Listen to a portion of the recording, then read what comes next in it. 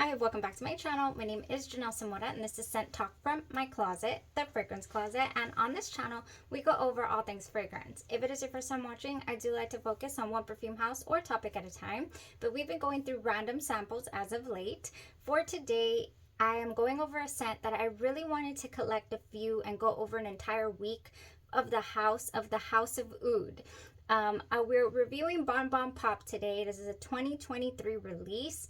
Floral, fruity, gourmand fragrance, and I did want to gather more for you guys and give a full week review because those bottles are a work of art. But I just got too curious. I said, let's just do it. We're doing random samples, so if this is something you're interested in, go ahead and continue watching. Consider hitting that subscription button and the bell so you'll be notified to new videos. So, the House of OUD's Bonbon Pop, you guys. Also, stay tuned. I have a little bit of an announcement, kind of something that just captivated me, and I'll be having that review here shortly on the channel as well. So, I'll reveal that towards the end of the video. All right. Bonbon Pop, something that I have been attracted to because of the peach note. I wanted to know if this was going to be in the realm of, let's say, Goldfield and Bank Sunset Hour, or if, what was this going to give us? What type of peach? What type of fresh, floral, fruity, gourmand are we getting? So I decided to go for it with this sample. I did respray it here right before the video, and I just want to give a little spoiler as well, you guys. I did end up having to wear another fragrance. Oh my gosh. I'm not saying the entire wear was a complete fail. I'm just saying I did have to come in and save it.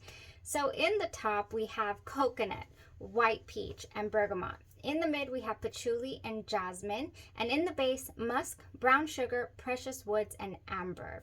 And yeah, this bottle just represents art. I believe they're all handmade from the House of OUD. They're all hand painted or handcrafted. And what we get, what these notes bring about for us are just opens up with a wonderfully fruity and strong peach note. I mean, we can detect that white peach, and normally white peach is not as sweet as the the normal orangey type peaches. The white peach is normally just less sweet, maybe a little more juicy and tart, or crisp. I guess crisp is the word. So that's what I was expecting, maybe a crisp peach, but we get a very juicy poppin' peach, you guys. Yeah, there's a woody musky base in the background at the way beginning as well, mixing in with the peach. So it's for that reason I don't feel like this is a straight up gourmand fragrance. This is not something that I would want to eat. Yeah, no, this is not a perfumey toned fragrance, but definitely has some woods in there. I mean, you're going to be biting into the basket that is carrying the peaches if you want to eat. If you're going to want to take a bite of this, it's not straight up gourmand to me. Yeah, there's a woody musky presence the entire wear, but as it heats up on your body and you're wearing it, it's got a lovely sillage. I can smell that peach all around me. It's just, it hangs around most of the wear, a lot of the wear actually. And the peach becomes more and more present to me. I'm just like, I am really feeling this peach. This is going in the right direction. This is full bottle worthy is what I'm thinking at this point, because it's got the sillage, it's got the enjoyable scent bubble, it's got this wonderful this peach is popping. After a good, let's say 4 hours or so, the full bottle status wear that I've been wearing is just completely starts to go away for me, because it gets overtaken by this overwhelming amber tone. This woody musk ambery tone just takes over the peach for me, and it becomes you know, like a little bothersome, in fact. So I don't like when fragrances dry down really dry and almost what I like to call spicy. I think some amber tones on my skin just turn to this certain level of spice, you know, or the woods and the amber mixed together. Some houses' DNA I just cannot handle. I'll give you an example. We haven't done a review, but Greedy Tutu, Greedy, but the House of Greedy, is it Duchessa? No, just Greedy, the House of Greedy. That one has wonderful notes in it, and I began to enjoy the fragrance much like this one, Bon Bon Pop. And then all of a sudden, we're left with this dry, woody, spicy tone, and I just cannot get with that. And so for that reason, you know, more than 4 hours in, I was all of a sudden just dry and spicy. I'm like, where did the beautiful juicy peach go? It was revving up, it was ramping up for me. I just was like, oh, this is just gonna be amazing. You know, we're gonna dry down with that wonderful brown sugar note, and it's gonna be sweet. Yes, we're gonna have some musky tones, but I feel like this is gonna go nice. No. This is why it's so important to not purchase a fragrance that you smell just up front or on paper, because the way that your body reacts to fragrance isn't always what you thought, you know, or how it went in the beginning. Some fragrance will turn on you 3-4 hours in. Other fragrances just give bliss from beginning to end, even if they have a shift. Those are the fragrances that I really, really enjoy for their arts, you know, their craftsmanship. This is one that has some art to it, that has some craftsmanship, because, you know, or some trickery, some magic in here. I just wish that dry down would have been just as wonderful for me as the opening was. So if the House of Oud Bonbon Pop works for you the whole way through, this is a winner for you. Unfortunately, it wasn't for me. I was so disappointed. I really was, because I sprayed it everywhere. Once I started getting hit with those peach notes, I said, this is going on my jacket, on my, you know, everywhere. And it didn't turn out to be the best thing. So, yeah, you guys, again, I want to say again with this note here, in the top of the fragrance, it says it has coconut, and I cannot detect it. I don't know why. I couldn't detect it in Hufflepuff either. I have that right here. We loaded that video on Tuesday. Love Hufflepuff. This is more of a cream accord versus a coconut, you know. I can't pick out a distinct coconut note. I couldn't pick it out here either. Nope, not when it dries down, not when it first opens. All I can smell is a little spicy tones a little bit here from the nozzle. It's done, it's gone. I sprayed it everywhere. But yeah, that was it as far as the scent is concerned. Now, I feel like I maybe could save the fragrance, but for that reason, it's still not full bottle worthy for me, because I don't want to wear a fragrance that I know for a fact I can only wear a short period of time before it becomes bothersome to me, and then I have to save it, you know, by wearing another fragrance or layering it with another fragrance. I like to layer my fragrances just to amplify the scent that I found in the fragrance that I love. So we could do that here. I still wouldn't go for it, but this is what I did. I went ahead with Apricot Eyelet by Cocoapink. It saved it so wonderfully for me on my skin. Unfortunately, since I didn't want to spray this on my clothes, because Cocoapink's formulas are really thick, they do have a bit of an oily consistency, so I don't like spraying this on my clothes. So all I could do was kind of dab it around, and it wasn't enough to cut through those spicy tones. So for this, it has in it juicy golden apricots. I love to mix apricots with peaches, swirled with our heavenly frosted eyelet. In your frosted eyelet by Cocoapink, you're going to find some buttercream, marshmallow, oh, I'm getting yum, and vanilla ice cream. Man, when a fragrance smells this good, my mouth just waters. I can't help it. Oh, Apricot Eyelet is one of those fragrances that gives. It radiates, it lasts all day long. It's extremely enjoyable. But again, spray it from far away if you're gonna spray it on your clothes, because I got the smell me across town formula, and it's thicker than your normal EDPs. So that's how the wear went. This is how I would save it for certain. This is how I did save it, but it wasn't able to cut through the scent on my clothes, unfortunately. Now, if you do have the House of Oud Bonbon Pop and you do enjoy it to the fullest, I have just 2, 3, 4 options for you. We're always going to talk about layering the fragrances, you guys, even if it's something that didn't full on work out. So if you want to, I did not find this straight up gourmand or any type of gourmand, tell you the truth, other than the peach that is in here. I really wouldn't want to eat this fragrance. Peach Prosecco Macron, however, by Bath & Body Works is edible smelling. This has peach prosecco, vanilla cream, and macaron cookie. And if you were to add this, I feel like if I were to do a base of this, really saturate my clothes and all of that, it might be able to handle, I might be able to wear the Bonbon Pop a full day even, possibly. I have no more to test my theory. Yeah, no.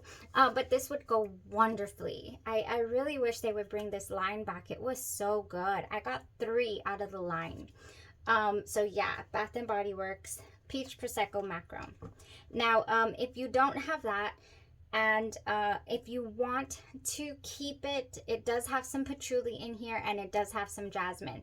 The patchouli could also be contributing to that, earthy. It doesn't smell full on earthy though. It's just more woody, spicy to me, but it could be contributing to what I'm not really digging. But if you do want to keep it peach and floral, I always recommend, oh my gosh, look how we are going down on this bottle. I love this. This is pretty as a peach. This one for me is one of Bath & Body Works' best scents for me in my collection. This has blushing peach, jasmine petals, white nectarine, apple blossom, and sheer freesia, and it would go wonderful. It would accentuate the floral tones, but add to that poppin' peach that I found in this fragrance.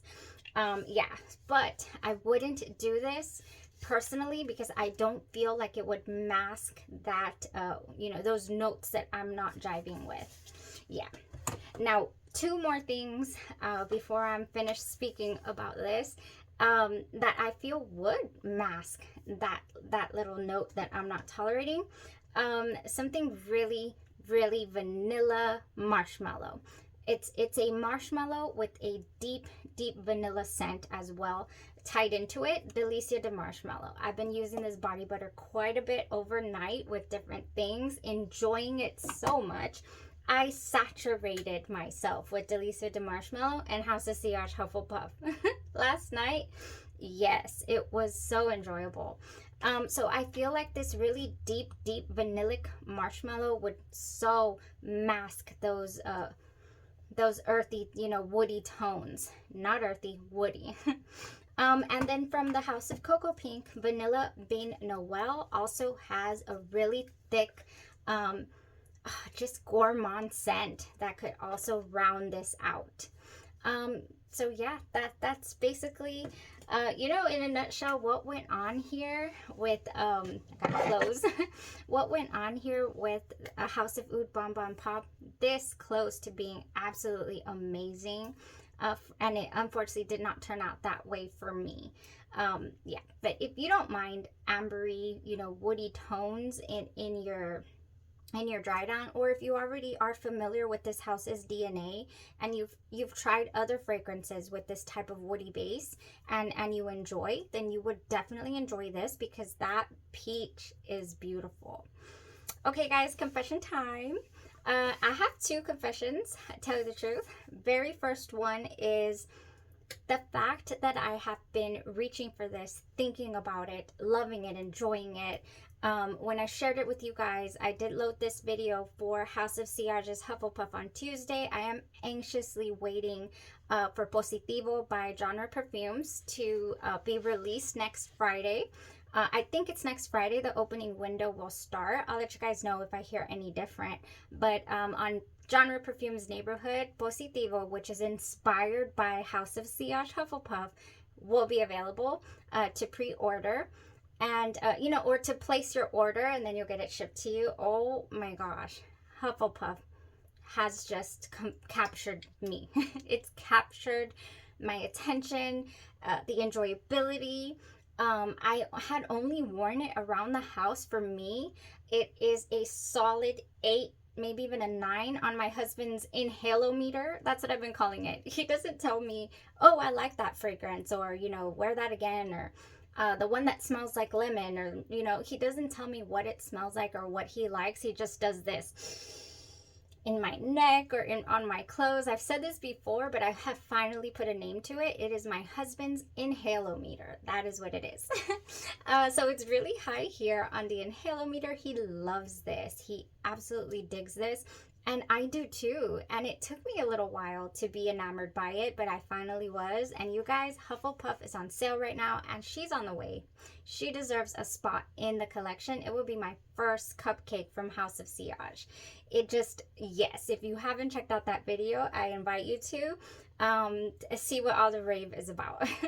It is just one of those fragrances. Oh, so that's my first confession, or, you know, announcement about what's coming into the collection. Second thing, you guys, my good friend Shimmerlux here on the channel went ahead and sent me what was like a Christmas type package of amazing gourmand samples from the House of Sillage. Actually, I haven't checked them out yet. Those are not gourmand, but they're from the House of Sillage.